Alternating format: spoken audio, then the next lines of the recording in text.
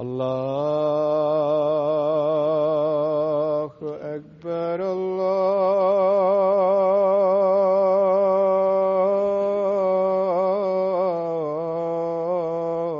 الله أكبر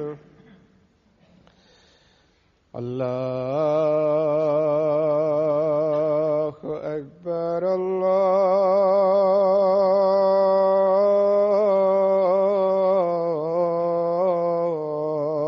الله أكبر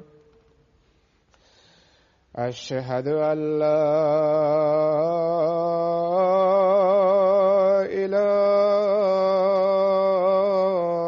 إله إلا الله أشهد أن لا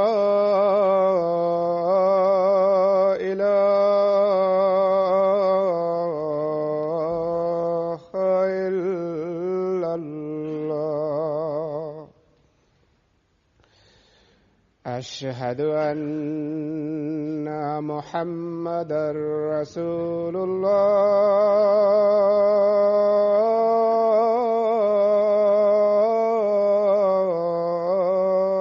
الله أشهد أن محمدًا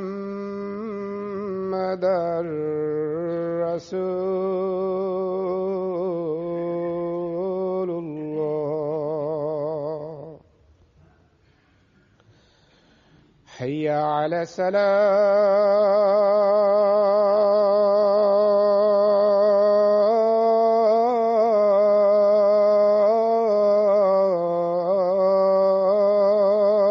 الصلاة حي على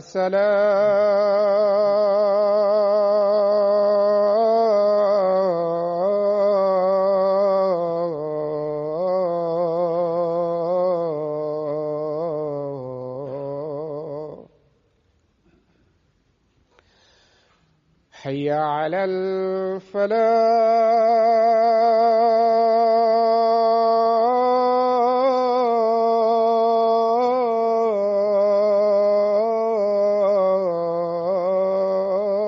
الفلاح حي على الفلاح الله أكبر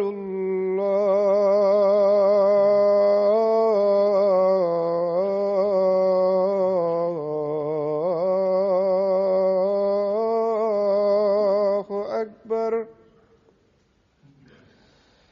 لا إله إلا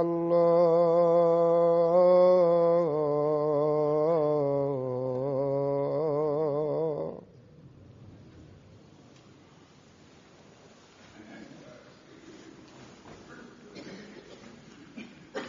السلام عليكم ورحمة الله.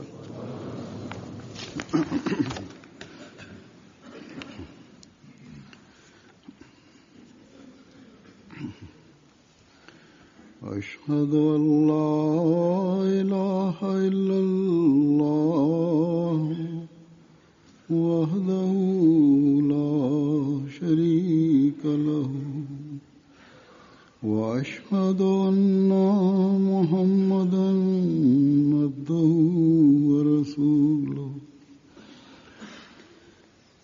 أما بعد فأعوذ بالله من الشيطان الرجيم بسم الله الرحمن الرحيم الحمد لله رب العالمين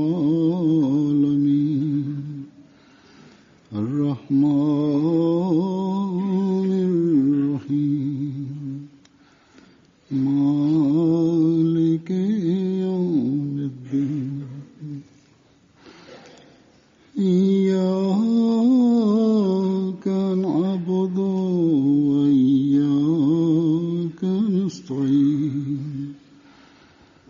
اهدنا الصراط المستقيم صراط الذين أنعمت عليهم غير المغضوب عليهم ولا الضالين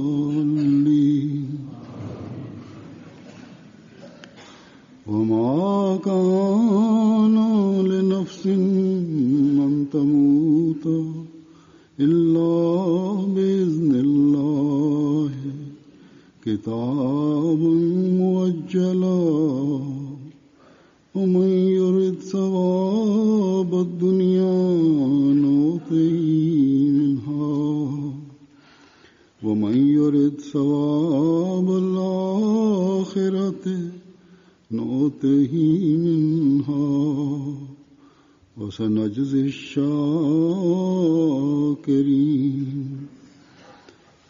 وكأي من نبي قاتل معه ربيون كثير فما وهنوا لما أصابهم في سبيل الله وما ضعفوا وما استكانوا والله يحب الصابرين وما كان قولهم إلا أن قالوا ربنا اغفر لنا ذنوبنا وإسرافنا في أمرنا وثبت أقدامنا وانصرنا على القوم الكافرين فآتاهم الله ثواب الدنيا وحسن ثواب الآخرة والله يحب المحسنين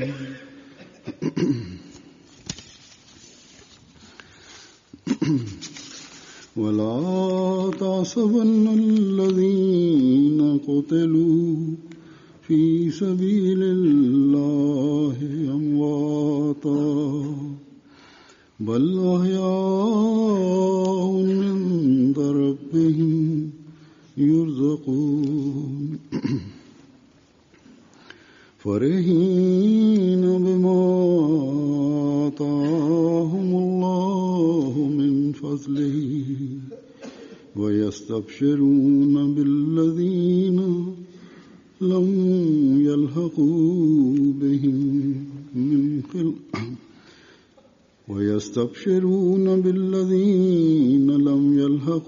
بهم من خلفهم ألا خوف عليهم ولا هم يحزنون يستبشرون بنعمة من الله وفضل وأن الله لا يضيع أجر இவை சூரா ஆலே இம்ரானின் 146 149 வரையிலுள்ள வசனங்களும் 170 172 வரையிலுள்ள வசனங்களாகும். முதலில் ஓதப்பட்ட வசனங்களின் பொருள், அல்லாஹ்வின் அனுமதியின்றி எந்த உயிரும் மரணமடைவது சாத்தியமானதன்று. ஏனெனில் இது குறிப்பிட்ட காலத்தை பற்றிய தீர்ப்பாகும். இவ்வுலக கூலியை விரும்புவோருக்கு நாம் அதிலிருந்து அவருக்கு வழங்குவோம். மறுமையின் கூலியை விரும்புவோருக்கு நாம் அவருக்கு அதிலிருந்து வழங்குவோம். நன்றி செலுத்துவோருக்கு நிச்சயமாக நாம் நற்பலன் வழங்குவோம். எத்தனையோ தூதர்கள் இருந்திருக்கிறார்கள். அவர்களுடன் இணைந்து ஏராளமான இறையடியார்கள் போர் செய்துள்ளனர். இறைவழியில் தங்களுக்கு துன்பம் ஏற்பட்டதற்காக அவர்கள் தளர்ந்து விடவோ பலவீனத்தை காட்டவோ இல்லை. எதிரிகளுக்கு முன்னால் அவர்கள் பணிந்து விடவும் இல்லை. அல்லாஹ் பொறுமையாளரிடம் அன்பு காட்டுகின்றான். எங்கள் இறைவா, எங்கள் பாவங்களையும் எங்கள் செயல்களில் எங்களின் வரம்பு மீறுதல்களையும் எங்களுக்கு மன்னித்தருள்வாயாக. எங்கள் காலடிகளை உறுதிப்படுத்துவாயாக. மேலும் நிராகரிக்கும் மக்களுக்கு எதிராக எங்களுக்கு உதவி செய்வாயாக என்று கூறியதை தவிர அவர்கள் எதுவும் கூறியதில்லை. எனவே அல்லாஹ் அவர்களுக்கு இவ்வுலகின் கூலியையும் மறுமையின் சிறப்பு வாய்ந்த கூலியையும் வழங்கினான்.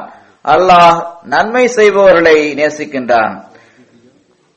இரண்டாவதாக ஓதப்பட்ட வசனங்களின் பொருள், அல்லாஹ்வின் பாதையில் கொல்லப்பட்டவர்களை மரணித்தவர்கள் என்று நீங்கள் ஒருபோதும் எண்ண வேண்டாம். மாறாக அவர்கள் உயிருள்ளவர்கள் ஆவர். மேலும் தங்கள் இறைவனிடமிருந்து அவர்களுக்கு உணவளிக்கப்படுகின்றது. அல்லாஹ் தனது அருளால் தங்களுக்கு வழங்கியுள்ளவற்றால் அவர்கள் மகிழ்ச்சி அடைந்தவர்களாவர்.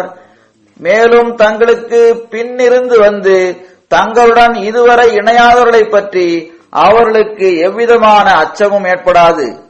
அவர்கள் கவலை அடைந்தவர்களாய் இருக்கவும் மாட்டார்கள் என்ற நற்செய்தியை அவர்கள் பெறுகின்றனர். அல்லாஹ்விடமிருந்து தங்களுக்கு கிடைக்கின்ற அருட்கொடை மற்றும் அருள் தொடர்பான நற்செய்தியை அவர்கள் பெறுகின்றனர். மேலும் அல்லாஹ் நம்பிக்கை கொண்டவர்களின் கூலியினை வீணாக்குவதில்லை என்ற நற்செய்தியையும் அவர்கள் பெறுகின்றனர்.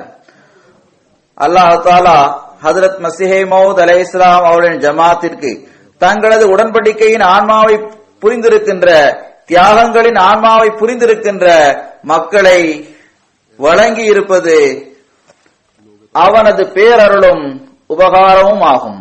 அம்மக்கள் அவற்றின் ஆன்மாவை புரிந்ததுடன் மட்டுமின்றி அவர்கள் எத்தகைய முன்மாதிரிகளை நிலைநாட்டி இருக்கின்றார்கள் என்றால் இக்காலத்தில் அதற்கான உதாரணம் வேறு எங்கும் கிடைக்க முடியாது.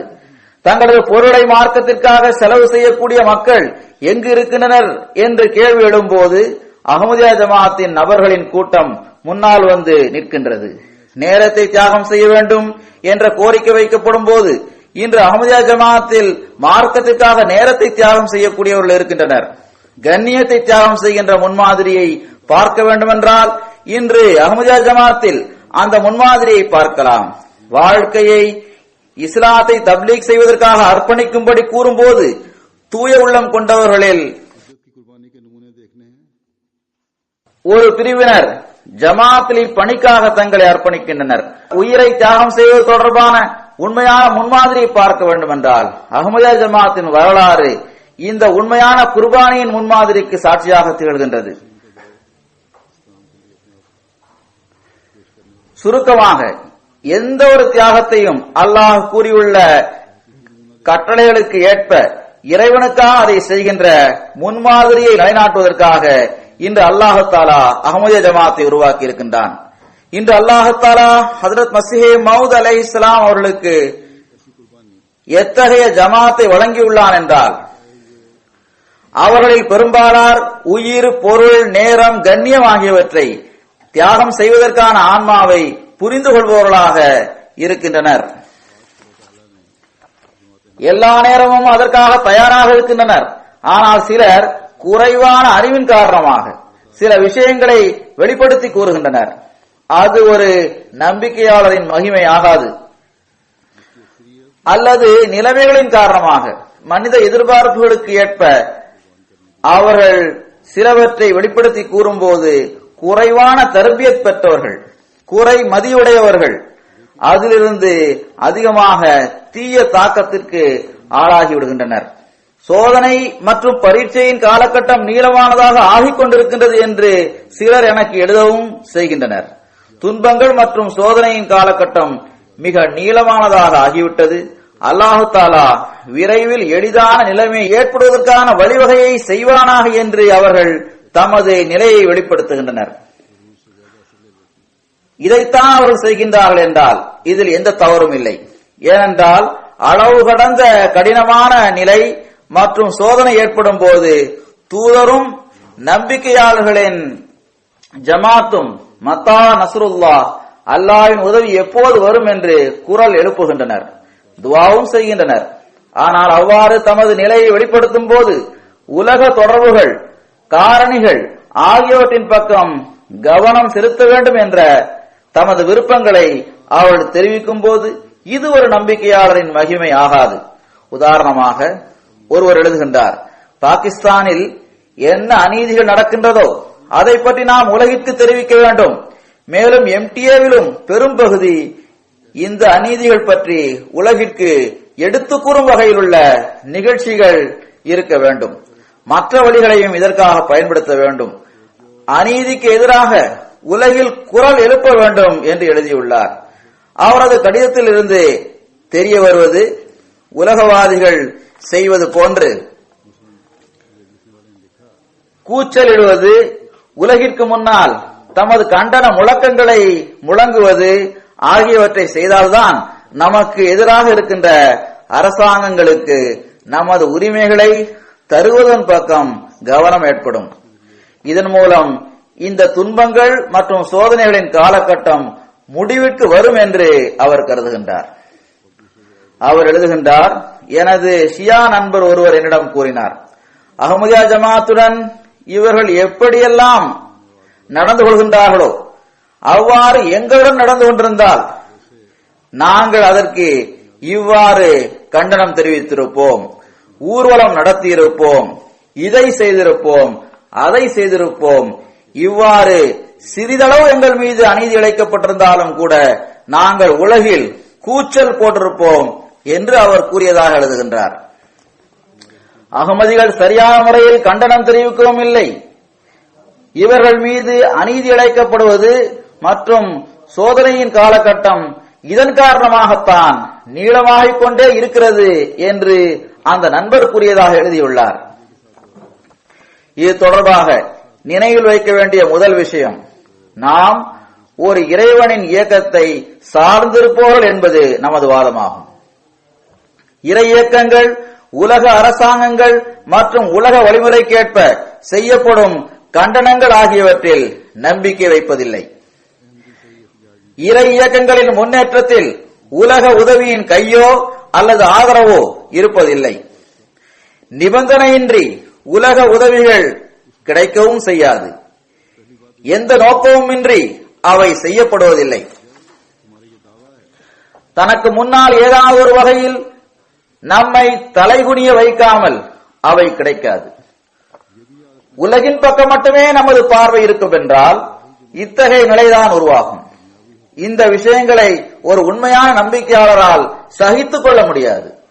நம்பிக்கையாளர்கள் தரப்பிலிருந்தும் மத்தா நஸ்ருல்லாஹ், அல்லாஹ்வின் உதவி எப்போது வரும் என்று குரல் எழுப்பப்படுகின்றது. அவ்வாறு குரல் எழுப்பப்படுகிறது என்றால் இது இறைவன் முன்னால் குனிந்தவாறு செய்யப்படும் துவாவின் குரலாகும். ஒவ்வொரு சந்தர்ப்பத்திலும் நாம் சோதனை மற்றும் பரீட்சையின் காலகட்டத்தை கடந்து சென்றவாறு அல்லாஹ்வின் முன்பு குனிந்தவாறு அவனது அருளையும் உதவியையும் வேண்டும் போது முன்னேற்றத்தின் புதிய புதிய வழிகள் நமக்கு முன்னால் திறந்து கொண்டே இருக்கின்றது. இன்று ஏறக்குறைய முழு உலகிலும் பரவியுள்ள ஜமாத் சகோதரர்கள் மற்றும் உலகின் 204 நாடுகளில் வசிக்கின்ற அகமதிகள் அனைவரும் இந்த சோதனை ஜமாத்தின் முன்னேற்றத்திற்காக புதிய புதிய வழிகளை திறந்து தருகின்றது என்பதற்கும் புதிய புதிய இலக்குகளை நாம் கடந்து சென்று கொண்டிருக்கின்றோம் என்பதற்கும் சாட்சிகளாக உள்ளனர். ஒரு நாட்டில் சோதனை அல்லது பரீட்சையின் காலகட்டம் நீண்டுவிட்டது என்ற விஷயத்தால் மட்டும் நாம் கவலை அடைந்து விடக்கூடாது. மாறாக அல்லாஹு தாலாவின் அருள்களின் விரிவான நிலை எங்கு வரை பரவியுள்ளது என்பதை பார்க்க வேண்டும். உலக காரணிகளையும் பயன்படுத்த வேண்டும் என்பதை பொறுத்தவரையில் அது சரிதான், அவ்வாறு நடக்க வேண்டும். காரணிகளை பயன்படுத்துவது தடை செய்யப்படவில்லை, மாறாக இதை பற்றியும் கட்டளையிடப்பட்டிருக்கின்றது. வெளிப்படையான வழிமுறைகளை மேற்கொள்வது தடை செய்யப்பட்டதல்ல. அல்லாஹ்வின் அருளால் எந்த வரம்புகளுக்குள் இருந்தவாறு நாம் இந்த வெளிப்படையான காரணிகளை பயன்படுத்த முடியுமோ அவ்வாறு அவற்றை பயன்படுத்த வேண்டும். அவ்வாறு நாம் செய்யவும் செய்கின்றோம். ஜமாத்தின் மீது எவ்வாறு அநீதிகள் இழைக்கப்படுகின்றன என்பதை நாம் உலகிற்கு தெரிவிக்கவும் செய்கின்றோம். நாம் அவர்களுக்கு இதை கூறுகின்றோம். இன்று முழு உலகமும் ஒன்று சேர்ந்து இந்த அநீதிகளை முடிவுக்கு கொண்டு வர முயற்சி செய்யாமல் இருந்தால் இந்த அநீதி இழைத்தல் பரவிக்கொண்டே செல்லும். ஜமாத் பற்றிய கேள்வி மட்டுமல்லாது மாறாக எந்த ஒரு மனிதனும் பாதுகாப்பாக இருக்க முடியாது. இந்த அநீதிகள் இப்போது பரவுகின்றது. உலகம் இதை பார்க்கின்றது. இவற்றையெல்லாம் கூறிய பிறகும் கூட நாம் எந்த ஒரு அரசையும் சார்ந்திருக்கவில்லை, எந்த ஒரு மனித உரிமைகளை பெற்றுத் தருகின்ற அமைப்பையும் சார்ந்திருக்கவில்லை. மாறாக நாம் இறைவனையே சார்ந்திருக்கின்றோம். இந்த கருத்தை தான் குறிப்பாக கடந்த 1-2 கொத்பாக்களில் நான் கூறி வருகின்றேன். எல்லா விளைவுகளையும் பெறுவதற்கு நமது பார்வை இறைவன் பக்கமே இருக்க வேண்டும். இதுவே ஒரு நம்பிக்கையாளரின் மகிமையாகும். உலகவாதிகள் கூச்சலிடுகின்றனர், மாநாடுகளையும் ஊர்வலங்களையும் நடத்துகின்றனர், பொருட்களை உடைக்கின்றனர், தங்களுக்கு எதிராக இழைக்கப்பட்ட கொடுமைகளுக்கு அதை போன்றே கொடுமைகளை இழைத்து பழிவாங்குகின்றனர். இது ஏனென்றால் அவர்களுடன் இறுதி வெற்றி உங்களுடையதுதான் என்ற இறை வாக்குறுதிகள் இல்லை. ஆனால் நம்முடன் இறைவனின் வாக்குறுதிகள் இருக்கின்றன. உங்களுக்கு இத்தகைய அநீதிகள் இழைக்கப்பட்ட பிறகும் கூட அரசாங்கத்தின் தரப்பிலிருந்தும் அல்லது அரசாங்கத்தின் ஆசீர்வாதத்துடன் அரசு பணியில் இருப்பவர்கள் மற்றும் அதிகாரிகள் தரப்பிலிருந்தும் கொடுமைகள் இழைக்கப்பட்ட பிறகும் கூட அல்லாஹு தாலாவின் விதியின்படி உங்களுக்கு அந்த அருட்கொடைகள் கிடைக்க வேண்டியது உள்ளது. அல்லாஹ்வின் குறிப்பான அருளால் நம்பிக்கையாளர்களுக்கு கிடைக்கின்ற அந்த அருட்கொடைகள் உங்களுக்கு கிடைக்கும் இன்ஷா அல்லாஹு தாலா. இந்த உலகின் அருட்கொடைகளுக்கும் நீங்கள் வாரிசாவீர்கள், மறு உலக அருட்கொடைகளுக்கும் நீங்கள் வாரிசாவீர்கள். தியாகங்களின் எந்த நல்லுதாரணங்களை நீங்கள் நிலைநாட்டுகின்றீர்களோ அவை ஒருபோதும் வீணாகாது. இறுதி வெற்றி உங்களுடையதான். இந்த வெற்றியை பெறுவதற்கு எல்லாவற்றையும் விட மிக சிறந்த மருந்து துஆக்களாகும். எந்த அளவு அதிகமாக துஆக்களில் மூழ்குவீர்களோ அந்த அளவு விரைவாக துன்பங்கள் அகன்றுவிடும். எதிரிகளின் தாக்குதல்களில் இருந்து தப்பிப்பதற்கு எந்த அளவு உங்கள் அன்பான இறைவனுடன் நீங்கள் ஒன்றிவிடுவீர்களோ அந்த அளவு விரைவாக அவன் வெளிப்பட்டு அசாதாரணமான அடையாளங்களை உங்களுக்காக காட்டுவான் இன்ஷா அல்லாஹு தாலா. எனவே நமது எண்ணத்திலும் உலகவாதிகளின் எண்ணத்திலும் மிக பெரும் வித்தியாசம் இருக்கின்றது. நாம் காலத்தின் இமாமிடம் பைய செய்துள்ளோம். அவர்களுடன் இறைவனின் வெற்றிகள் பற்றிய வாக்குறுதிகள் உள்ளன. வெற்றிகளின் புதிய புதிய கதவுகள் திறக்கப் போகின்றது. நான் ஏற்கனவே கூறியது போன்று இந்த காட்சிகளை நாம் பார்க்கவும் செய்கின்றோம். மற்றவர்களுடன் இது போன்ற எந்த வாக்குறுதியும் இல்லை. ஷியாக்களின் உதாரணம் அல்லது மற்றவர்களின் உதாரணத்தை இவர்கள் தருவதை பொறுத்தவரை உலக கண்டனங்கள் மூலம் அவர்கள் தங்கள் நோக்கங்களில் வெற்றி பெற்றிருப்பதாக எங்குமே என்னால் பார்க்க முடியவில்லை. மாறாக பொருட்களை உடைப்பது, முற்றுகையிடுவது, எரிப்பது போன்ற செயல்கள் எல்லா இடங்களிலும் நடக்கின்றது. அநீதிக்கு பதில் அநீதி இழைத்தலை தவிர வேறு எதுவும் இல்லாமல் ஆகிவிட்டது. நாம் இதை செய்யக்கூடாது. இங்கு நான் உலகவாதிகள் நடந்து கொள்கின்ற விதத்திற்கு ஒரு உதாரணமும் கூறிவிடுகின்றேன்.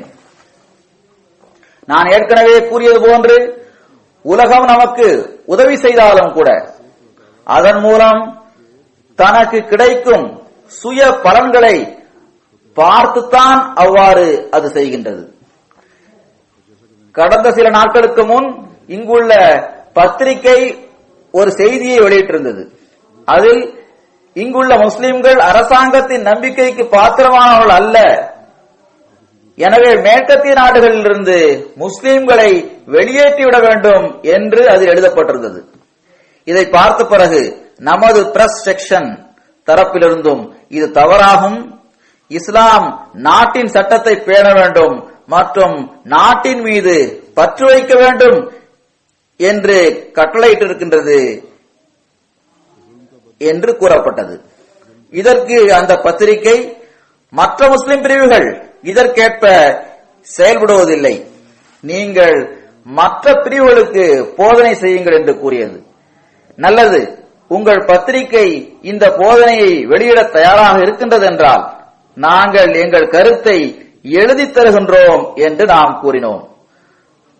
அவர்கள் இதை எழுத வேண்டும் அதை எழுத வேண்டும் என்று கூறிய நிபந்தனைகளுக்கு ஏற்ப அவ்வாறே எழுதி கொடுத்த பிறகும் கூட பிறகு அப்பத்திரிகையின் ஆசிரியர் அல்லது அவரது போர்டு இந்த அறிவிப்பை வெளியிட மறுத்துவிட்டது.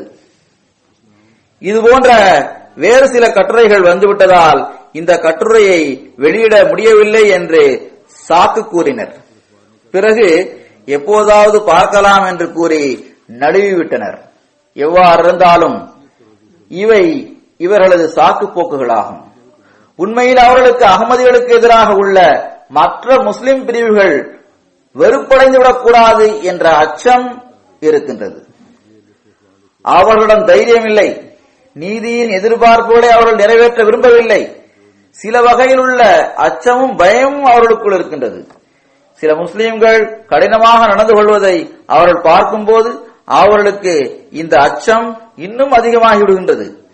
பெரும்பாலும் நான் பல்வேறு தலைவரிடமும் பத்திரிகையாளர்களிடமும் அமைதியை நிலைநாட்ட வேண்டும் என்றால் முதலில் நீதியை நிலைநாட்ட வேண்டும், இரட்டை வேடம் போடக்கூடாது என்று நான் கூறும்போது இந்த விஷயத்தில் எங்களிடம் குறை இருக்கின்றது, உண்மை இதுதான் என்று அவர்கள் ஏற்றுக்கொள்கின்றனர். சிலர் எந்த அளவு திறந்து இதனை கூறுகின்றனர் என்றால் எங்கள் சுய நோக்கங்களை பெற்றுக் கொள்வதற்காக நாங்கள் எஜெண்டா உருவாக்கியுள்ளோம் என்று வெளிப்படையாக எங்களால் கூற முடியாது. ஆனால் உண்மை என்னவென்றால் நாங்கள் உலகிற்கு முன்னால் நீதியை பற்றிய விஷயங்களை பேசுகின்றோம். ஆனால் அதில் நோக்கம் எங்களுடையதாக இருக்கின்றது, அதைத்தான் நாங்கள் பெற வேண்டும் என்று கூறுகின்றனர். எவர்களின் பக்கம் நாம் நமது பார்வையை வைக்க வேண்டும் என்று கூறுகின்றோமோ அல்லது நம்மில் சில மக்களது எண்ணம் இவ்வாறு இருக்கின்றதோ அவர்களின் உண்மை நிலை இதுதான். இரட்டை வேடம் போடக்கூடியவர்களை சார்ந்து நாம் இருக்க முடியாது. துன்பங்களை அகற்றுவதற்கு இவர்களிடம் எந்த ஆற்றலும் இல்லை. ஒரு பத்திரிகை இருக்கின்றது, அது நாட்டின் மீது நமது அன்பை வெளிப்படுத்தும் வகையில் உள்ள நமது ஒரு அறிக்கையை கூட வெளியிட விரும்பவில்லை. பாதுகாப்பை கருதி செய்தி வெளியிடாமல் இருப்பதற்கு அது சண்டை சச்சரவுகளுடன் தொடர்புடைய செய்தி அல்ல. எனவே இத்தகைய ஆலோசனைகளை வழங்கக்கூடியவர்களை நாம் எவ்வாறு நம்ப முடியும்? இந்த மக்களின் பக்கம் நமது பார்வையை எவ்வாறு செலுத்த முடியும்? இந்த விஷயங்களை நாம் சிந்திக்க வேண்டும். ஒவ்வொரு அகமதியும் இறைவனை சார்ந்திருப்பதன் உண்மையை புரிந்து அதற்கேற்ப செயல்பட ஆரம்பித்தால் எங்கெல்லாம் அகமதிகள் மீது அடக்குமுறைகள் இருக்கின்றதோ அவை துவாக்கள் மூலமாக காற்றில் பறந்துவிடும் இன்ஷா அல்லாஹு தாலா. ஆனால் இந்த துவாக்களுக்குரிய உரிமையை செலுத்த வேண்டும் என்பதே நிபந்தனையாகும். பாகிஸ்தானிலும் மற்ற சில நாடுகளிலும் அகமதி அல்லாதவர்கள் தரப்பிலிருந்தும் அரசாங்கத்தின் தரப்பிலிருந்தும் ஜமாத்தின் மீது கடுமை காட்டப்படுகின்றதென்றால் சட்டத்தின் போர்வையில் அல்லது வேறு ஏதாவது ஒரு வகையில் அநீதி இழைக்கப்படுகிறது என்றால் இது இன்று உருவான நிலை அல்ல. இது கடந்த ஒரு சில வருடங்கள் வரை தொடர்ந்து நடைபெற்று வரும் விஷயம் மட்டுமல்ல. ஹஜ்ரத் மசீஹ் மவ்ஊத் அலைஹிஸ்ஸலாம் அவர்கள் தானே வாக்களிக்கப்பட்ட மசீஹ் என்று வாதம் செய்து ஒரு ஜமாத்தை நிறுவிய நாளிலிருந்தே இருந்து வருகின்ற நிலையாகும் இது. ஹஜ்ரத் மசீஹ் மவ்ஊத் அலைஹிஸ்ஸலாம் அவர்களுக்கும் அவர்களது ஜமாத்திற்கும் ஆரம்ப நாட்களில் இருந்தே இந்த கடினமான நிலைமையையும் அநீதிகளையும் கடந்து செல்ல வேண்டியது வந்தது. இன்னும் சொல்வதென்றால் ஒரு முறை இப்படிப்பட்ட சந்தர்ப்பமும் வந்தது. அப்போது தமது மூதாதையர்களின் ஊரான காதியானிலிருந்தும் ஹிஜ்ரத் செய்ய வேண்டியது வரும் என்ற எண்ணம் அவர்களுக்கு ஏற்பட்டது. ஹஜ்ரத் மசீஹ் மவ்ஊத் அலைஹிஸ்ஸலாம் அவர்களின் குடும்பம்தான் தொன்று தொட்டு இந்த ஊரின் எஜமானர்களாக இருந்திருக்கின்றனர். அவர்களுக்கு அங்கும் பாதுகாப்பு இருக்கவில்லை. நாம் இன்னும் மேலே செல்வதாக இருந்தால் ஹஜ்ரத் நபிகள் நாயகம் ஸல்லல்லாஹு அலைஹி வஸல்லம் அவர்களது வாழ்க்கையின் முழு காலகட்டமும் எதிரிகள் தரப்பிலிருந்தும் இழைக்கப்படும் கொடுமைகளை கண்டவாறுதான் கடந்தது. லட்சக்கணக்கான ரூபாய்களுக்கு எஜமானியாக இருந்த பெருமானா ஸல்லல்லாஹு அலைஹி வஸல்லம் அவர்களது பிரியமான மனைவிக்கு எண்ணற்ற அடிமைகள் இருந்தனர். மக்காவில் உள்ள பெரும் செல்வந்தர்களில் ஒருவராக அவர்கள் இருந்தார்கள். இஸ்லாத்தை ஏற்றுக்கொண்ட பிறகு எத்தகைய கடினமான நிலைமைகளை அவர்கள் கடந்து செல்ல வேண்டியது வந்தது. முதுமையில் அவர்கள் தமது வீட்டை விட்டும் வெளியேற்றப்பட்டார்கள். மிக நீண்ட காலம் வரை மிகவும் ஆதரவற்ற நிலையில் ஒரு பள்ளத்தாக்கில் இருக்க வேண்டியது வந்தது. அங்கு உணவிற்கும் தண்ணீருக்கும் தட்டுப்பாடு இருந்தது. தங்குமிடம் இல்லாமல் இருந்தது. இத்தகைய கடினமான நிலைமையும் துன்பமும் தான் அவர்கள் வஃபாத் ஆகுவதற்கு காரணமாக இருந்தது. இவற்றையெல்லாம் இஸ்லாத்திற்காகவும் ஒரு நல்ல நோக்கத்திற்காகவும் அவர்கள் சகித்துக் கொண்டார்கள். இந்த தியாகங்களுக்கு பின்னால் இறைவனின் உதவி பற்றிய வாக்குறுதி இருக்கின்றது. அவை நிறைவேறும் என்ற நம்பிக்கை அவர்களுக்கு இருந்தது. ஹஜ்ரத் நபிகள் நாயகம் ஸல்லல்லாஹு அலைஹி வஸல்லம் அவர்களுக்கு எத்தகு துன்பங்கள் வந்தன. மக்காவில் தொடர்ச்சியாக 13 வருடங்கள் வரை அவர்கள் மீது கொடுமைகள் இழைக்கப்பட்டது. அவர்கள் மீது தாக்குதல் நடத்துவதற்கு அம்புகள், பிரம்புகள், கற்கள் போன்ற எந்த பொருட்கள் தான் இல்லாமல் இருந்தது. அவற்றின் மூலம் அவர்களுக்கு துன்பம் இழைக்க முயற்சி செய்யப்பட்டது. ஆனால் அவர்கள் அவற்றை வீரத்துடன் எதிர்த்ததுடன் மட்டுமல்லாமல் தங்களுக்கு பிரியமானவர்கள், நெருக்கமானவர்கள், சஹாபாக்கள் ஆகியோரின் உயிர் தியாகத்தையும் அவர்கள் சகித்துக் கொண்டார்கள். இந்த கொடுமைகளின் காரணமாக பெருமானார் ஸல்லல்லாஹு அலைஹி வஸல்லம் அவர்களிடம் எதிரிகளுக்காக தீய துஆ செய்யும்படி வேண்டப்பட்ட போது அவர்கள் அந்த எதிரிகளுக்கு ஹிதாயத், அதாவது நேர்வழி கிடைக்கவே துஆ செய்தார்கள். பெருமானார் ஸல்லல்லாஹு அலைஹி வஸல்லம் அவர்கள் மீது கல்லெறியப்பட்டு அவர்கள் உடலிலிருந்து இரத்தம் வழிந்தோடியது. அந்த நாளே தனது வாழ்நாளில் மிக கடினமான நாள் என்று அவர்கள் கூறியுள்ளார்கள். அப்போது அல்லாஹ் தஆலா அந்த மக்களை அழிப்பதற்காக பெருமானார் ஸல்லல்லாஹு அலைஹி வஸல்லம் அவர்களிடம் அது குறித்து அவர்களது விருப்பம் என்ன என்று கேட்டபோது, இல்லை, மலையை இவர்கள் மீது விழும்படி செய்யக்கூடாது. இவர்களிலிருந்து ஒருவேளை உண்மையை ஏற்றுக்கொள்பவர்கள் தோன்றலாம்.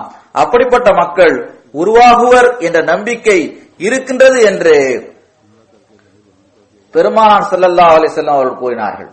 இவ்வாறு உண்மையை ஏற்றுக்கொண்டு தங்களது உலகையும் மறுமையையும் சரி செய்பவர்களாக அவர்கள் ஆகிவிட வேண்டும் என்று பெருமானார் ஸல்லல்லாஹு அலைஹி வஸல்லம் அவர்கள் கூறினார்கள்.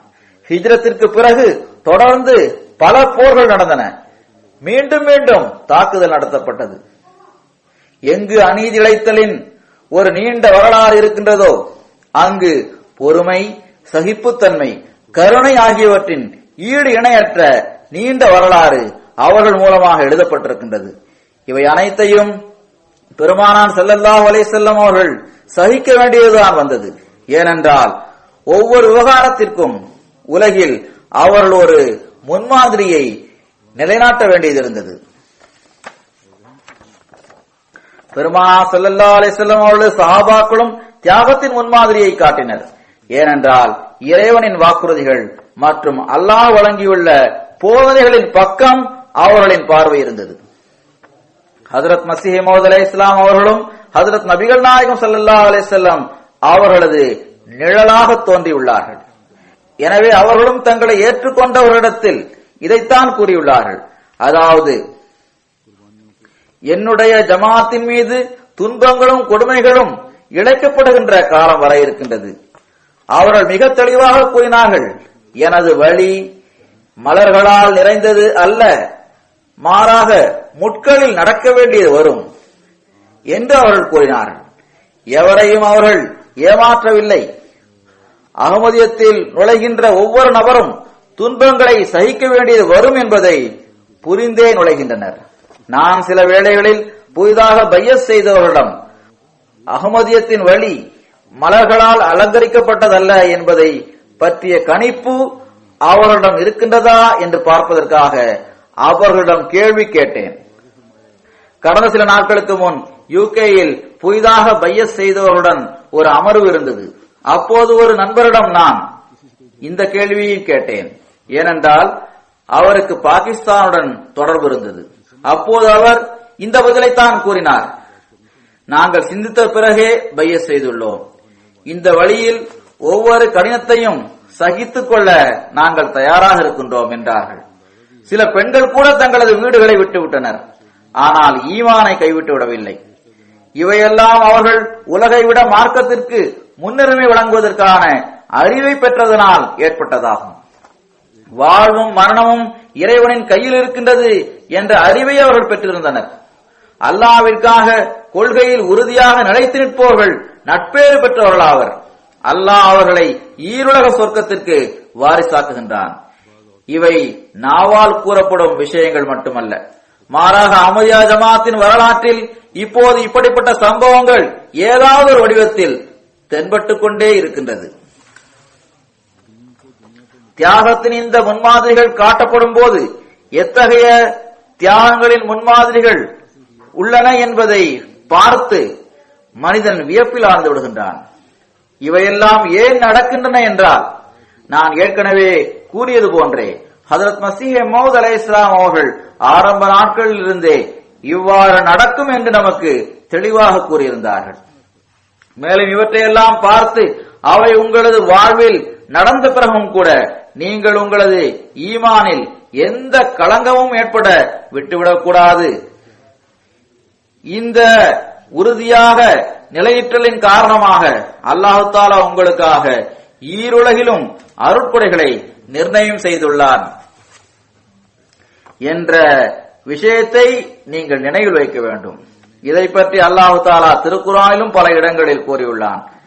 நான் ஓதிய வசனங்களின் பொருளையும் நீங்கள் கேட்டுள்ளீர்கள். இவற்றிலும் இந்த கருத்துத்தான் கூறப்பட்டுள்ளது. வாழ்வும் மரணமும் ஒவ்வொருவருடனும் சேர்ந்திருக்கின்றது. அல்லாஹ் இங்கு தெளிவுபடுத்தி விட்டான். வாழ்வும் மரணமும் இறைவனின் கட்டளையின்படி ஏற்படுகின்றது. எதிரிகள் அதிகபட்சமாக நமக்கு மரணத்தை பற்றி அச்சுறுத்தலாம், அதை பற்றி நாம் கவலைப்பட வேண்டாம். அந்த மரணம் இறைவழியில் வந்தால் பிறகு அருட்கொடைகள் தொடர்பான நற்செய்திகள் இருக்கின்றது. வரலாற்றில் பார்க்கின்றோம், ஹஜ்ரத் காலித் பின் வலீத் மரணப்படுக்கையில் இருந்த சமயத்தில் ஒரு நண்பர் அவரை உடல்நலம் விசாரிப்பதற்காக வந்திருந்தார். அவரை பார்த்து அவர்கள் மிகுதியாக அழ ஆரம்பித்தார்கள். அப்போது அவருக்கு ஒருவேளை மரணம் பற்றிய பயம் ஏற்பட்டிருக்கலாம் என்று அவரது நண்பர் நினைத்தார். அவர்கள், காலிதே, நீங்கள் எதிரிகளின் பிடியில் பலமுறை வந்துள்ளீர்கள், எத்தகு வீரத்தை வெளிப்படுத்தியுள்ளீர்கள் என்றால் மனிதன் அதை பார்த்து வியப்பில் ஆழ்ந்து விடுகின்றான். இப்போது இந்த சமயத்தில் நீங்கள் ஏன் மரணத்திற்காக பயப்படுகின்றீர்கள் என்று கேட்டார். ஹஜ்ரத் காலித் கூறினார்கள், என் மீதுள்ள ஆடையை அகற்றுங்கள். அப்போது அவர்களது உடலில் மேற்பகுதியில் ஒவ்வொரு இன்ச்சிலும் காயத்தின் அடையாளம் இருப்பதை பார்க்க முடிந்தது. பிறகு காலித், எனது கால்கள் மீதுள்ள ஆடையை அகற்றுங்கள் என்றார். அங்கும் ஒவ்வொரு இன்ச்சிலும் காயத்தின் அடையாளம் இருந்தது. பிறகு ஹஜ்ரத் காலித் பின் வலீத் அவர்கள் கூறினார்கள், நான் மரணத்தின் அச்சத்தால் அழவில்லை, இந்த கவலையினால் நான் அழுகின்றேன். அதாவது நான் எப்போதும் ஷஹாதத்திற்காக ஆசைப்பட்டேன். இந்த காயத்தின் அடையாளங்கள் இதற்கு சாட்சியாக இருக்கின்றது. ஆனால் எனக்கு அந்த உயர் தகுதி கிடைக்கவில்லை. இப்போது படுக்கையில் என் உயிர் பிரிய போகின்றது. ஒருவேளை ஷஹாதத் மூலமாக மரணம் எனக்கு வராமல் இருந்தது, ஒருவேளை எனது செயல்களின் விளைவினால் இருக்குமோ என்று நான் அஞ்சுகின்றேன். எனக்கு இறைவன் ஷஹாதத்தை வழங்காமல் இருந்தது, அவன் என் மீது வெறுப்படைந்து விட்டதனால் தானோ என்ற அச்சம் எனக்கு இருக்கின்றது. அல்லாஹ்வின் வழியில் செய்யப்படும் தியாகத்தின் ஆன்மாவை புரிந்தவர்களின் உயர் தகுதி இப்படிப்பட்டதாகும். இது அவர்களது உள்ளத்தின் நிலையாகும். ஆனால் அல்லாஹு தஆலா அத்தகைய வெற்றி வீரர்கள் தொடர்பாக அவர்களுக்கும் சொர்க்கத்தை பற்றிய நற்செய்தியை வழங்குகின்றான். நான் இதை கூறியதன் நோக்கம், ஷஹாதத்திற்காக அவர்களிடம் இத்தகைய உணர்வு இருந்தது. பிறகு தியாகத்தின் உணர்வை புரிந்து கொள்வதற்கு இந்த காலத்திலும் உதாரணம் இருக்கின்றது. ஹஜ்ரத் மஸீஹ் மவ்ஊத் அலைஹிஸ்ஸலாம் அவர்களின் காலத்தில் ஹஜ்ரத் சாஹிப்ஜாதா அப்துல் லத்தீப் ஷஹீத் அவர்களிடம் அரசர் மீண்டும் மீண்டும் பிடிவாதமாக, நீங்கள் ஹஜ்ரத் மஸீஹ் மவ்ஊத் அலைஹிஸ்ஸலாம் அவர்கள் மீது ஈமான் கொள்ளவில்லை என்று மறுத்து கூறிவிட்டால் உங்கள் உயிர் தப்புவதற்கான ஏற்பாட்டை நான் செய்வேன் என்று கூறினார். இவ்வாறு பேராசை ஊட்டப்பட்டது. ஆனால் அவர்கள் ஒவ்வொரு முறையும் இதைத்தான் கூறினார்கள். அதாவது, இன்று இறைவன் எனக்கு அவனது அருட்கொடைகளுக்கு வாரிசாகின்ற அந்த மரணத்தை தருகின்றான் என்றால் நான் உலகிற்காக இதை ஏன் மறுக்க வேண்டும்? அறிவீடு கேட்கின்ற கேள்வியை நீ என்னிடம் கேட்கின்றாய், அல்லது அறிவில்லாமல் என்னுடன் நீ இவ்வாறு பேரம் பேசுகின்றாய். இதுவே ஒரு நம்பிக்கையாளரின் மகிமையாகும். இது தொடர்பாக அல்லாஹு தாலா இந்த வசனங்களில் கூறியிருக்கின்றான். அல்லாஹு தாலா கூறுகின்றான், ஃபமா வஹனு லிமா அஸாபஹும் ஃபீ சபீலில்லாஹி வமா லாஃபு வமஸ்தகானு வல்லாஹு யுஹிப்புஸ் சாபிரீன். இறைவழியில் தங்களுக்கு துன்பம் ஏற்பட்டதற்காக அவர்கள் தளர்ந்து விடவோ பலவீனத்தை காட்டவோ இல்லை. எதிரிகளுக்கு முன்னால் அவர்கள் பணிந்து விடவும் இல்லை. அல்லாஹ் பொறுமையாளர்களை நேசிக்கின்றான். இன்றும் கூட நமது எதிரிகளுக்கு இந்த துன்பம் தான் இருக்கின்றது. அது இவர்கள் ஏன் பலவீனத்தை காட்டவில்லை? நமது அநீதி இழைத்தல் மூலமாக இவர்கள் ஏன் நமக்கு முன்னால் தலை குனிவதில்லை என்ற துன்பம் தான் அவர்களுக்கு இருக்கின்றது.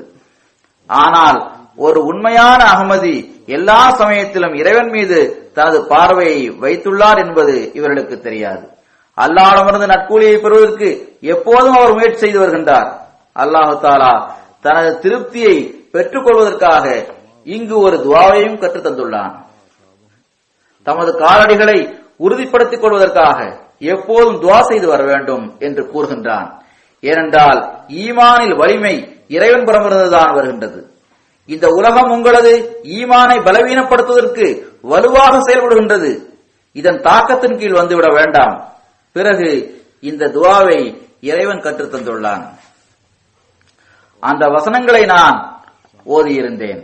ரப்பனா ஃபிர் லனா ஸுனூபனா வ இஸ்ராஃபனா ஃபீ அம்ரினா வ ஸப்பித் அக்தாமனா வன்சுர்னா அலல் கௌமில் காஃபிரீன். எங்கள் இறைவா, எங்கள் பாவங்களை மன்னிப்பாயாக. எங்கள் செயல்களில் எங்களின் வரம்பு மீறுதல்களிலிருந்து எங்களை காப்பாற்று. எங்கள் காலடிகளை உறுதிப்படுத்துவாயாக. நிராகரிக்கும் மக்களுக்கு எதிராக எங்களுக்கு உதவி செய்வாயாக. அல்லது இவ்வாறும் கூறலாம், எங்களது செயல்களில் எங்களது வரம்பு மீறுதல் காரணமாக சில தவறுகள் ஏற்பட்டது. அவற்றை நீ மன்னிப்பாயாக. எங்கள் பாவங்களையும் மன்னிப்பாயாக. எங்கு இறைவன் ஒவ்வொரு விவகாரத்தின் போதும் இறைவன் முன்னால் குடிவதற்கான துஆவை கற்றுத்தந்துள்ளானோ அங்கு வெற்றிகள் துஆக்கள் மூலமாகத்தான் கிடைக்கும். எனவே அல்லாஹ்வின் முன்பு குனியுங்கள், அவனிடம் கேளுங்கள். அதன் விளைவாக களப்பற்ற தூய உள்ளத்துடன் துஆ செய்யும் போது அது அவனை உலக மற்றும் மறுமையில் கிடைக்கக்கூடிய நற்கூலிக்கு வாரிசாக்கிவிடும் என்பதையும் அல்லாஹ் கூறிவிட்டான். பிறகு சூரா ஆல இம்ரானின் மற்ற வசனங்களில் அல்லாஹ் ஈமானில் மேலும் வலிமை ஏற்படுவதற்கு இந்த ஆறுதல் அளிக்கக்கூடிய சொற்களை கூறியுள்ளான். அல்லாஹ் கூறுகின்றான், இவர்கள் மரணித்தவர்கள் அல்ல, மாறாக இவர்கள் உயிருள்ளவர்கள். அம்வாத் என்பதற்கு மரணித்தவர்கள் என்பதை தவிர எவருக்கு பழிவாங்கப்படவில்லையோ அவர் என்ற பொருளும், இரண்டாவதாக அவருக்கு பின்னால் அவரது நோக்கத்தை நிறைவு செய்ய எவரும் இல்லாத நிலையில் இருக்கும் நபர் என்ற பொருளும் இருக்கின்றது. மூன்றாவதாக அவநம்பிக்கை அடைந்தவர், துக்கத்தில் ஆழ்ந்திருப்பவர் என்ற பொருளும் இருக்கின்றது. அதாவது அல்லாஹ்வின் வழியில் மரணித்தவர்கள் அல்ல, அவர்கள் உயிருள்ளவர்களின் அணியில் இருப்பர். அவர்களது இரத்தத்திற்காக இறைவன் பழிவாங்குவான். இரண்டாவதாக இந்த ஷஹீதுகளின் ஷஹாதத்தினால் அவர்களுக்கு பின்னால் இருக்கக்கூடியவர்கள் பலவீனர்களாக இருப்பதில்லை. ஷஹாதத்திலிருந்தும் முழுமையாக பலன் பெறும் பிரிவினர் எப்போதும் இருந்து வருவர். மூன்றாவதாக இந்த ஷஹீதுகள் இறைவன் முன்னிலையில் எத்தகைய உயர் தகுதியை பெறப் போகின்றனர் என்றால், மேலும் அவர்களுக்கு எத்தகைய ரிஸ்க் வழங்கப்படும் என்றால் அதில் அவர்கள் மகிழ்ச்சி அடைவர். இவர்களது மரணம் இவர்களுக்கு துன்பத்தை தரக்கூடியது அல்ல, மாறாக அது மகிழ்ச்சிக்கான வழிவகைகளை அவர்களுக்கு வழங்கும் மரணமாக இருக்கின்றது. மறுவுலகிற்கு சென்று அவர்களது தியாகங்கள் செய்ய வேண்டும் என்ற விருப்பத்தை உடையவர்களை உருவாக்குவதுடன் மட்டுமல்லாமல் இந்த தியாகங்கள் எதிரிகளுக்கு எதிரில் நமக்கு இறுதி வெற்றி கிடைப்பதற்கு காரணமாக இருக்கும் என்ற நற்செய்தியை அவர்களுக்கு வழங்கக்கூடியதாக இருக்கும். எனவே இந்த தியாகங்கள், இந்த பரீட்சை, இந்த தற்காலிக சோதனை நமது முன்னேற்றத்தின் வேகத்தை அதிகரிக்கக்கூடியதாக இருக்கின்றது.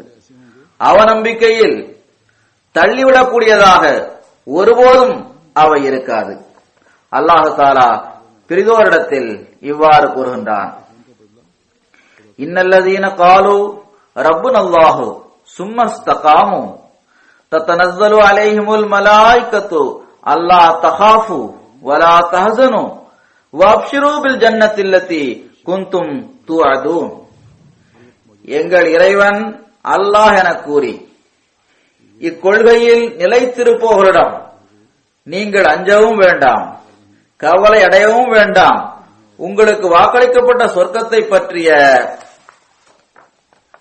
நற்செய்திகளை ஏற்றுக்கொள்ளுங்கள் என்று கூறியவாறு அதிகமாக வானவர்கள் இறங்குவர்.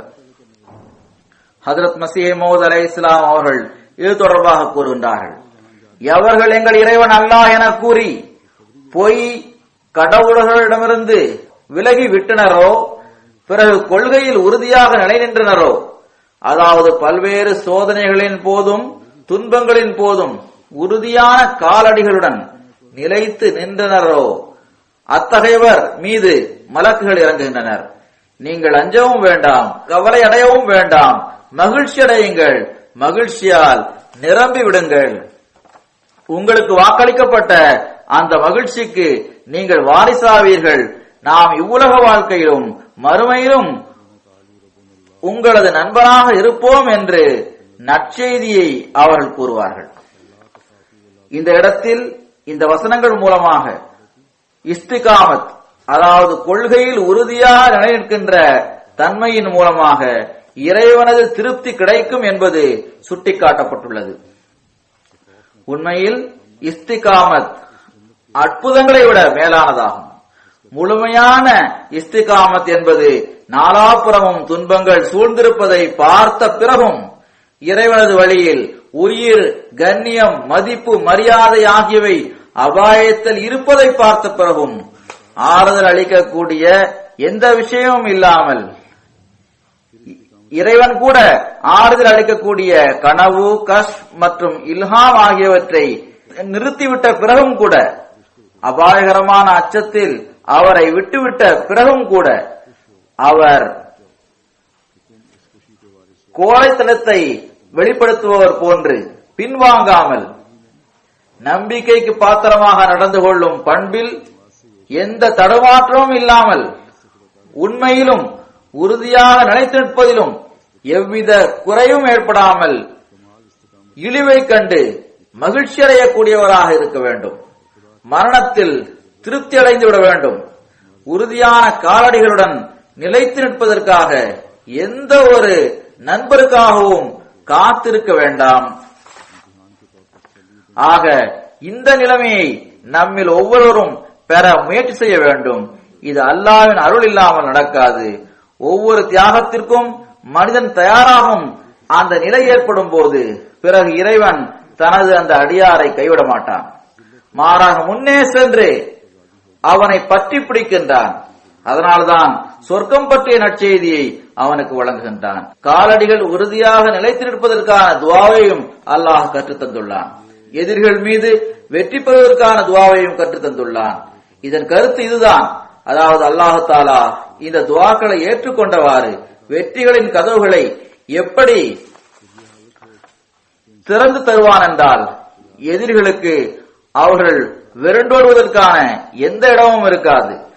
அல்லாஹ் மஸீஹ் மவ்ஊத் அலைஹிஸ்ஸலாம் அவர்களிடம் செய்துள்ள வாக்குறுதிகளை நிச்சயமாக நிறைவேற்றுவான் இன்ஷா அல்லாஹு தஆலா. மேலும் இறுதி வெற்றி உங்களுடையதாகத்தான் இருக்கும் இன்ஷா அல்லாஹு தஆலா. இந்த தியாகத்தின் வரலாறை எழுதுபவர்களில் மேலும் அல்லாஹ்விடமிருந்து சொர்க்கத்திற்கான நற்செய்திகளை பெறுபவர்களில் இன்று மீண்டும் நமது ஒரு சகோதரர் இணைந்துள்ளார். இவர் மதிப்புக்குரிய ஃபதஹ் முஹம்மது சாஹிப் அவர்களின் மகனான மதிப்பிற்குரிய கலீல் அகமது சாஹிப் அவர்கள் ஆவார்கள். இவர் ஷேக்பூரா மாவட்டத்தில் உள்ள புஜோவாலை சார்ந்தவர் ஆவார். 2014 ஆண்டு மே மாதம் 16ஆம் தேதி இவர் ஷஹீதாக்கப்பட்டுள்ளார். இன்னா லில்லாஹி வ இன்னா இலைஹி ராஜிஊன். நடந்த சம்பவம் இதுவாகும். 2016ஆம் ஆண்டு மே மாதம் 13ஆம் தேதி ஜமாத்தின் எதிரிகள் ஜமாத்திற்கு எதிராக கிராமத்தில் ஒட்டியிருந்த ஸ்டிக்கரை கலற்றியதன் காரணமாக வாய் சண்டை ஏற்பட்டது. இதனை காரணமாக வைத்து ஷேக்பூரா மாவட்டத்தை சார்ந்த பிஜுவாலில் வைத்து எதிரிகள் ஊர்வலம் நடத்தினர். லவுட் ஸ்பீக்கரில் ஜமாத்திற்கு எதிராக மக்களை தூண்டக்கூடிய வகையில் சொற்பொழிவு நிகழ்த்தினர். டிராபிக்கை பிளாக் செய்து போலீசிடம் வழக்கு தொடரும்படி கோரிக்கை வைத்தனர். போலீஸ் 4 அகமதி சகோதரர்களை, அதாவது முபஷிர் அகமது சாஹிப், குலாம் அகமது சாஹிப், கலீல் அகமது சாஹிப், இஹ்சான் அகமது சாஹிப் ஆகியோருக்கு எதிராக வழக்கு தொடுத்தது. எஃப்ஐஆர் பதிவு செய்து கலீல் அகமது சாஹிப் அவர்களையும் குற்றம் சாட்டப்பட்டவர்களின் உறவினர்களையும் கைது செய்து சிறையில் அடைத்தனர். வழக்கு பதிவு செய்த பிறகு குற்றம் சாட்டப்பட்ட மற்றவர்களுக்கு ஜாமீன் கொடுக்கப்பட்டு அவர்கள் வெளியில் வந்துவிட்டனர். கலீல் அகமது சாஹிப் அவர்களை ஜாமீனில் எடுப்பதற்கான நடவடிக்கை மேற்கொள்ளப்பட்டு வந்தது. 2014ஆம் ஆண்டு மே மாதம் 16ஆம் தேதி வெள்ளிக்கிழமை அன்று 12:15 மணிக்கு சலீம் என்ற பெயரில் இருந்த ஒரு இளைஞர் வந்தார். அவர் அருகிலுள்ள கிராமத்தில் வசிப்பவராவார். நான் இவருக்கு உணவு கொடுக்க வந்துள்ளேன் என்று கூறியவாறு அதை சாக்காக வைத்து அவர் சிறைக்குள் சென்றார். சிறைச்சாலைக்கு அருகில் வந்து கலீல் சாஹிப் யார் என்று கேட்டார். அவரை அடையாளம் கண்டு கொண்டதும் பிஸ்டோலை எடுத்து கலீல் சாஹிப்பின் முகத்தில் சுட்டார். இதனால் கலீல் சாஹிப் கடுமையாக காயமுற்றார். கொலையாளி மற்ற கைதிகளையும் சுட முற்பட்டார். ஆனால் துப்பாக்கி செயல்படவில்லை. குண்டுகளும் சிக்கிக் கொண்டன. போலீஸ் குற்றவாளியை கைது செய்தது. போலீஸ் கலீல் சாஹிப்பை சிறையிலிருந்து வெளியே கொண்டு வந்தது. ஆனால் அவர் ஷஹாதத்தின் பானத்தை அருந்தி இருந்தார். இன்னா லில்லாஹி வ இன்னா இலைஹி ராஜிஊன். கலீல் சாஹிப் அவர்களை இவர்கள் கைது செய்திருந்தனர். ஆனால் நடந்தவை யாவும் போலீஸ் மற்றும் அரசு அதிகாரிகளின் கண்களுக்கு முன்புதான் நிகழ்ந்தது. கொலை செய்த இந்த இளைஞரை மௌலவிகள் அகமதியத்திற்கு எதிராக முற்றிலும் குருடராக ஆக்கியிருந்தனர். எனக்கு சொர்க்கம் கிடைத்து விட்டது என்று அந்த இளைஞர் முழக்கமிட்டார். இப்படிப்பட்ட போதனைகளைத்தான் இன்றைய மௌலவிகள் வழங்கியுள்ளனர். அல்லாஹ்வும் அவனது தூதரும் கலிமா கூறக்கூடியவர்களை கொலை செய்பவர்களுக்கு தண்டனையாக அவர் நரகத்திற்கு செல்வார் என்று கூறுகின்றனர். ஆனால் இவர்களோ அதற்கு எதிரில் அவர்களுக்கு சொர்க்கத்திற்குரிய நற்செய்தியை தந்துள்ளனர். ஷஹீத் மர்ஹூமின் குடும்பத்திற்கு ஷேக்பூரா மாவட்டத்தில் உள்ள புஜுவாலுடன் தொடர்பு இருக்கின்றது. இவரது குடும்பத்தில் அகமதியத் இவரது தந்தையாரான ஃபத்தஹ் முகமது சாஹிப் மூலமாக அறிமுகமானது. அவர்களின் 2 சகோதரர்களான சர்தார் முகமது சாஹிப் மற்றும் சௌத்ரி உமருதீன் சாஹிப் அவர்களுடன் இவர்கள் 2வது கலிஃபத்துல் மஸீஹ் அவர்களின் காலத்தில் 1918ஆம் ஆண்டு பைஅத் செய்தார்கள். ஷஹீத் மர்ஹூம் பிறப்பால் அகமதி ஆவார்கள். ஷஹாதத் சமயத்தில் இவர்களது வயது 61 ஆகும். இவர்கள் மெட்ரிக் வரை படித்தார்கள். வேப்டாவில் வேலை பார்த்து வந்தார்கள். ஷஹாதத்திற்கு 1.5 மாதத்திற்கு முன்புதான் தான் பணிபுரிந்து வந்த துறையிலிருந்து ஓய்வு பெற்றார்கள். ஷஹீத் மர்ஹூம் மதிப்பிற்குரிய கலீல் அஹ்மத் சாஹிப் அவர்கள் தஹஜ்ஜுத் தொழக்கூடியவராகவும் 5 வேளை தொழுபவராகவும் இருந்தார்கள். முறையாக திருக்குரானை ஓதுபவராகவும் கிலாபத்துடன் அன்பு மற்றும் ஆழ்ந்த பற்றுள்ளவராகவும் இருந்தார்கள். குத்பா ஜும்மா மற்றும் ஏனைய நிகழ்ச்சிகளை தவறாமல் கேட்டு வந்தார்கள். குழந்தைகளுக்கு அதை பற்றி போதித்து வந்தார்கள். வாழ்க்கையை அர்ப்பணித்தவர்களுடன் மிகவும் அன்புமிக்க தொடர்பு இருந்து வந்தது. அவர்களுக்கு மிகுந்த கண்ணியம் அளித்து வந்தார்கள். விருந்தோம்பல் செய்வது அவர்களது பண்பாக இருந்தது. தலைமையக பிரதிநிதிகளுக்கு விருந்தோம்பல் செய்வதை பெருமையாக கருதுவார்கள். மிகவும் நேர்மையான தூய உள்ளம் கொண்ட அகமதியாக அவர்கள் இருந்தார்கள். பொது தொண்டுகள் செய்யும் உணர்வுகளால் அவர்கள் நிரம்பி இருந்தார்கள். பலகீனமான மற்றும் ஏழை மக்களை எல்லா வகையிலும் கவனத்தில் வைத்து செயல்பட முயற்சி செய்வார்கள். ஜமாத் தொண்டுகளை பொறுத்தவரையில் இவர்கள் பொருளாளராகவும் தாவத்தை இல்லா செயலாளராகவும் ஜயீம் அன்சாருல்லாவாகவும் தொண்டாற்றுவதற்கான வாய்ப்பு இவருக்கு கிடைத்திருக்கின்றது.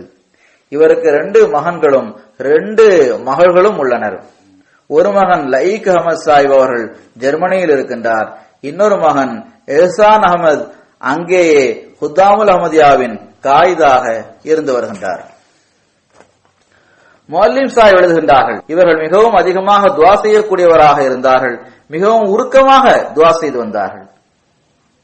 சுன்னத்தான மற்றும் ஃபர்லான தொழுகைகளுக்கு பிறகு எல்லோரும் பள்ளிவாசலை விட்டு சென்ற பிறகும் கூட இவர்கள் சுன்னத் தொழுகையையும் நஃபில் தொழுகையும் மிக நீண்ட நேரம் வரை தொழுது வந்தார்கள். இப்போது தொழுகைக்கு பிறகு இன்ஷா அல்லாஹு தஆலா இவர்களது ஜனாசா காயிப் தொழுகையை நான் தொழ வைப்பேன். இதை தவிர ஒரு ஜனாசா ஹாதிர் தொழுகையும் இருக்கும். அது மௌலவி இஹ்சானுல்லா சாஹிப் ரிட்டையர்டு முஅல்லிம் வக்ஃபே ஜதீத் உடையதாகும். இவர்கள் லண்டனில் இருந்து வந்தார்கள். 17 மே அன்று தமது 83வது வயதில் இவர்கள் வஃபாத் ஆகிவிட்டார்கள். இன்னா லில்லாஹி வ இன்னா இலைஹி ராஜிஊன். இவர்கள் காதியானிற்கு அருகில் இருந்த ஃபிரோச்சிச்சி என்ற சிற்றூரை சார்ந்த ஹஜ்ரத் மஸீஹே மௌத் அலைஹிஸ்ஸலாம் அவர்களின் சஹாபியான ரஹமத் அலி சாஹிப் அவர்களின் மகனாவார்கள். மௌலவி ரஹமத் அலி சாஹிப் அவர்களை ஹஜ்ரத் மஸீஹே மௌத் அலைஹிஸ்ஸலாம் அவர்கள் காதியானில் உள்ள பெஹஸ்தி மக்பராவின் தோட்டக்காரராக நியமித்திருந்தார்கள். மௌலவி இஹ்சானுல்லா சாஹிப் அவர்கள் 1949ஆம் ஆண்டு தனது வாழ்க்கையை ஜமாத்திற்காக அர்ப்பணித்திருந்தார்கள். 1957 இருந்து வக்ஃப் ஜதீதின் முஅல்லிமாக தனது தொண்டை அவர்கள் ஆரம்பித்திருந்தார்கள். 1999ஆம் ஆண்டு அக்டோபர் மாதம் வரை இந்த தொண்டில் அவர்கள் இருந்து வந்தார்கள். ரிட்டையர்மெண்டிற்கு பிறகு லண்டனில் இருந்து அவர்களது பிள்ளைகளிடம் வந்துவிட்டார்கள். சிந்து மாகாணத்தில் இவர்கள் பணிபுரிந்து வந்தார்கள். எண்ணற்ற புதிய ஜமாத்துகளை உருவாக்குவதற்கான தௌஃபீக் இவர்களுக்கு கிடைத்தது. மர்ஹூம் வசியத் செய்திருந்தார்கள். இவர்களுக்கு 4 மகள்களும் 3 மகன்களும் உள்ளனர். இவரது ஒரு மகனான மஹ்மூத் அஹமத் சாஹிப் ஷம்ஸ் ஜமாத்தின் முரப்பியாக இருக்கின்றார். இன்னொரு ஜனாசா ஹாசிர் இருக்கின்றது. இது நஸ்ரீன் பட் சாஹிபாவுடையதாகும். இவர்கள் மே மாதம் 18ஆம் தேதி தமது 48வது வயதில் மாரடைப்பு ஏற்பட்டு வஃபாத்தாகி உள்ளார்கள். இன்னா லில்லாஹி வ இன்னா இலைஹி ராஜிஊன். இறைவனுக்கு அஞ்சுகின்ற மிக நல்ல பெண்மணியாக இவர் இருந்தார். மிகவும் ஆக்டிவான மெம்பராக இருந்தார். சந்தாக்களை முறையாக செலுத்தி வந்தார். 4.5 வருடங்களுக்கு முன்னதாக இவர்களது கணவர் திடீரென்று வஃபாத்தாகிவிட்டார்கள். அதற்கு பிறகு இவர்கள் தமது பிள்ளைகளை நல்ல முறையில் வளர்த்து அவர்களுக்கு தர்பியத் வழங்குவதற்கான தௌஃபீக்கை பெற்றார்கள். அவர்களை ஜமாத் அமைப்பு மற்றும் கிலாஃபத்துடன் தொடர்புள்ளவர்களாக வைத்திருந்தார்கள். கிலாஃபத்துடன் ஆழ்ந்த பற்றுடன் கூடிய நேசமிக்க தொடர்பு இவர்களுக்கு இருந்தது. இவருக்கு 4 மகன்கள் உள்ளனர். அல்லாஹு தாலா இவர்களை தனது பாதுகாப்பில் வைப்பானாக. தமது தாய் தந்தையரின் நல்ல ஆசைகள் மற்றும் துவாக்களுக்கு இவர்களை வாரிசாக்குவானாக. ஜமாத்துடன் தொடர்புள்ளவர்களாக இவர்கள் இருக்கட்டும். இந்த மூவரின் ஜனாதா தொழுகையை நான் தொழ வைப்பேன். அல்லாஹ் இவர்களது தகுதியை உயர்த்துவானாக. இவர்களது பாவங்களை மன்னிப்பானாக. இவர்களுடன் கருணையுடன் நடந்து கொள்வானாக. அல்ஹம்துலில்லாஹ் நஹ்மதுஹு வ நஸ்தஈனுஹு வ நஸ்தக்ஃபிருஹு வ நு'மினு பிஹி வ நதவக்கலு அலைஹி வ நஊது பில்லாஹி மின் ஷுரூரி அன்ஃபுஸினா வ மின் ஸய்யிஆத்தி அஅமாலினா. من يهده الله فلا مضل له ومن يضلل فلا هادي له ونشهد أن لا إله إلا الله ونشهد أن محمدا عبده ورسوله. عباد الله رحمكم الله. إن الله يأمر بالعدل والإحسان وإيتاء ذي القربى